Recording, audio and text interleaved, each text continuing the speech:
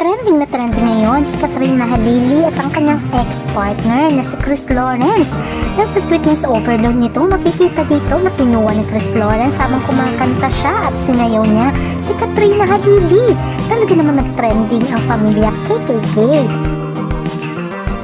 Binansagan sila ng mga fans na family KKK, as in Chris Lawrence, Katrina Halili, and si Katie Lawrence. Kaya naman sana magkabalikan daw ang dalawa. Although may sinasabi sila na may girlfriend itong si Chris Lawrence.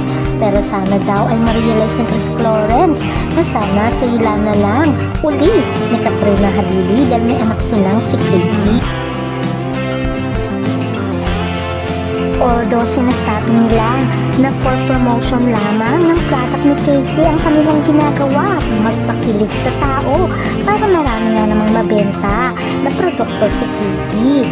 Co-parenting na lamang sila. Sana nga daw ay magkabalikan na lamang sila para maging masaya ang pamilya.